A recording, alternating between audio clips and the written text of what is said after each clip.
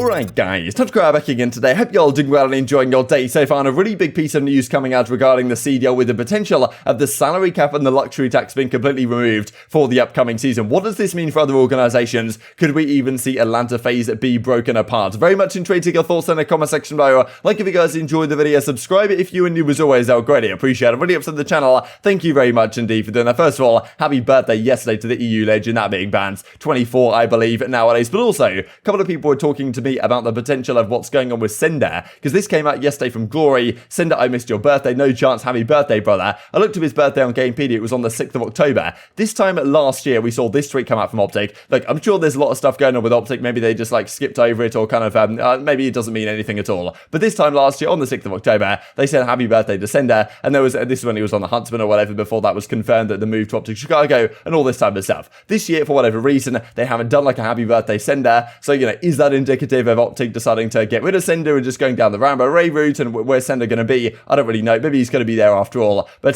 still, did think it was kind of interesting that OpTic, generally, they're pretty on board with their like happy birthday type stuff to their organization, their players, their coach, like the family that is OpTic. But for some reason, Sender not talked about a few days ago. So possibly that is indicative of something. Maybe I missed a tweet, but I'm pretty sure I tried to look through and couldn't find anything. This also I thought was particularly interesting with regard to the anti-cheat that we talked about yesterday, which is coming to Warzone first, then going to arrive into Vanguard at some point or another. Hopefully it's going to be sooner rather than later for the sake of, well, multiplayer gameplay, especially the challenger side early on in the title, when of course it's so important for getting a spot into the Pro League. But anyway, the kernel level driver, not going to pretend I know what that is, leaked to cheat manufacturers yesterday, as confirmed by sources who wish to remain anonymous. So supposedly, of course, that's the thing with anti-cheat, you're always trying to catch up to the manufacturers, you're always playing catch up in a sense, like the cheat manufacturers can always do something, you've got to adapt your anti-cheat to that, if I'm understanding things correctly. But anyway, if cheat manufacturers have the code for the anti-cheat, they can figure out ways to circumvent it and stuff like this. Now, of course, there's a lot of talk about, okay, we're waiting an official response. Could this potentially be some sort of decoy? Some people were talking about that. Like, either it's like one of the developers, maybe for the anti-cheat, got paid so much cash by one of these cheat manufacturers, understandably so, because there's a lot of money in that type of stuff, it seems, to leak this stuff to them. But also it's possible, as kind of was being hinted at in the replies, this is some sort of Trojan horse, if Activision are smart, which I don't know if they are, but still, I mean, potentially it's a Trojan horse where they've kind of leaked something which actually isn't related at all to the anti-cheat, and therefore just to send the cheat manufacturers off on their own trail with code that actually isn't related, or like, I don't know how it would work. But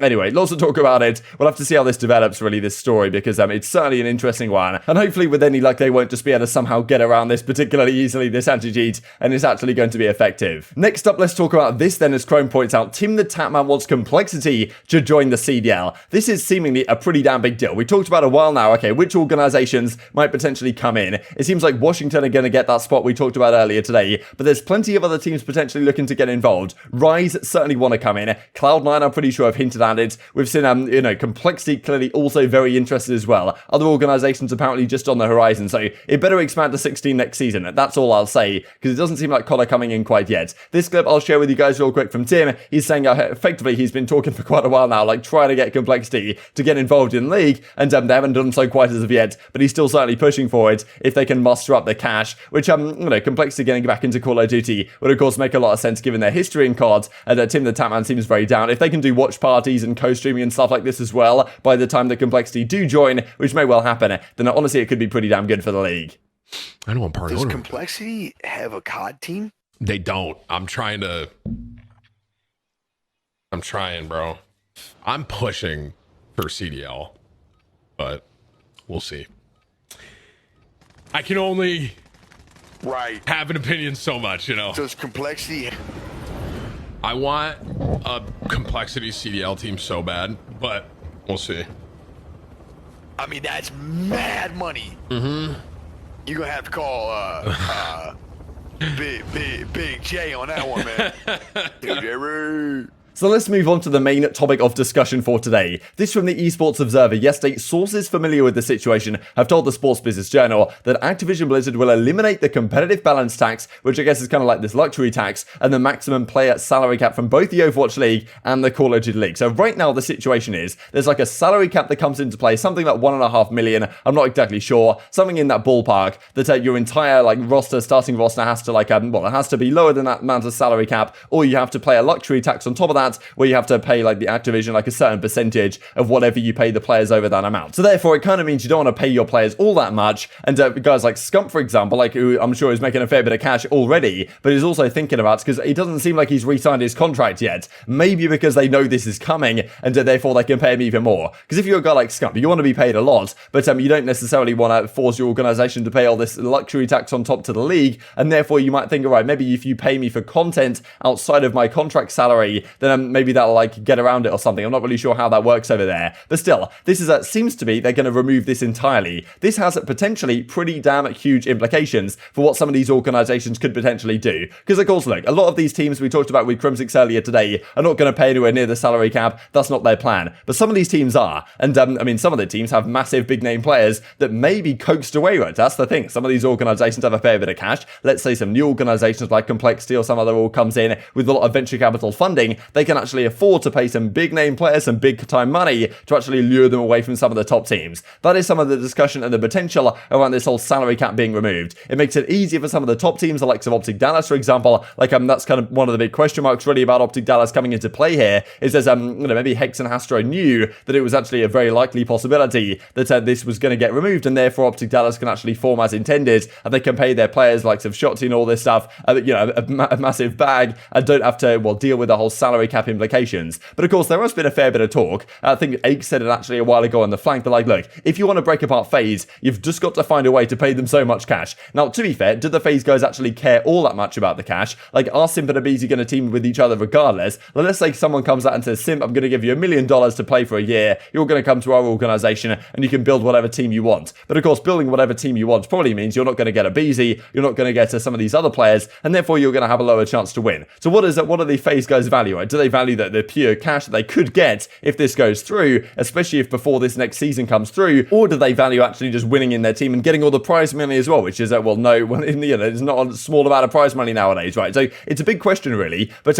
it could have some significant implications, right? Because as Mackaball says right here, I thought this was kind of funny, LAG's team the next couple of years. We know that LAG, owned by Cronky Sports and Entertainment, they have a lot of money behind them. They've certainly been throwing the cash around, and we were hoping finally they would actually put together a good team, right? With using some of this cash. It seems like they've done that this year. But of course, look at this, right? They could potentially, it's not out of the realms of possibility. If the salary cap is completely disappearing, they can say, yeah, we're going to pay Simp, we're going to pay aBeZy, we're going to pay them $1 million each, and we're just going to say, look, build the roster you want, and maybe even lure them away from FaZe if FaZe don't want to pay that cash, if they don't have that money. You can't completely rule it out that one of these organizations, the likes of LAG, is going to come in and make some significant moves here in the upcoming off seasons if they want to go down this route, right, and they want to put the bag out. Of course, some players might not be interested, but some players might well be, right, and that's the thing. Of course, most of these teams, this isn't going to be even a concern, right? They're not even thinking about getting close to the salary cap at $1.5 million or whatever, as it is right now, let alone going above it, but some organizations could, and that could very much switch up the league. It could be good for some players, could be bad for other players. Kind of definitely an interesting follow-on really to Crimsix's discussion that we looked at just earlier today. Of course, as I was mentioning, right, the fact that Scump, Dashy, Shotzi, and Illy, if you want to pay these guys and handsomely, then it might be beneficial for you to not have a salary cap. You don't have to worry about how you're paying Scump and dealing with that. You just pay him what he's worth, which is probably a few $1 million a year, to be honest. And you don't have to worry about the situation above that. To finish off the video with a few things here, this first even 540 got my own list of players I thought were hacking in Cold War. Do I drop it? This would be pretty interesting to see, to be honest, because that's the thing, right, with this anti-cheat hopefully coming into play with, hopefully it's actually effective as we looked at, but maybe some players hacking in the challenger side that may be exposed right when this anti-cheat comes into play. I do wonder whether when anti-cheat does arrive, this kernel anti-cheat, whether this kernel driver anti-cheat or ricochet, that's what they're calling it, whether some of the pro players that we saw, at least amateur players that we saw do really well in Cold War, all of a sudden start disappearing off the face of the earth. It's certainly a possibility, or they're gonna, maybe their cheap manufacturers already got the driver information so they can get around it. I don't really know. I'm sure some people are going to get caught up by this though. It always seems to happen at some point or another. This I thought also was interesting. I'll play this clip right for you guys at the end of the video,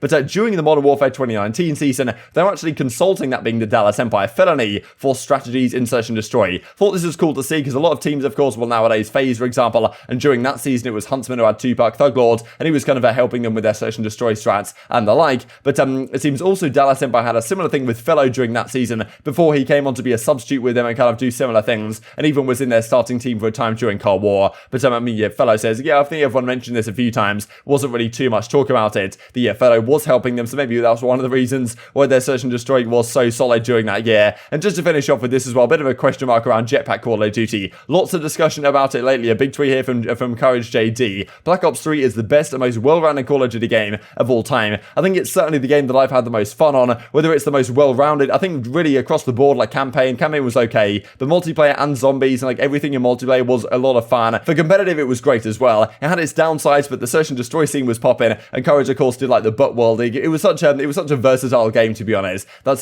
something it had going for it. And I mean, certainly in the discussion for me about which is the best, well, for competitive at the very least, Jetpack game, for me it's Black Ops 3, no question. Advanced Warfare certainly up there. Infinite Warfare, I think it's underrated in these lists a lot of the time, but yeah, Black Ops 3 understandably wins this on the day. But very much intrigued to your thoughts on all this stuff in the comment section below. Hope you guys enjoyed the video. If you did enjoy it, I'd greatly appreciate a like on the video. It really helps out the YouTube are gonna know you enjoy this content. Other people like you may enjoy this content as well, and I've grown the competitive Call of Duty community. Thank you for watching as always. Take care, and I will see you next time. Sub or no? Oh yeah, Tyler. Yeah, he was our sub. He was your sub? Yeah. Wait, he was on Empire in MW? Yeah, he gave us SMG strats. Really? Yeah.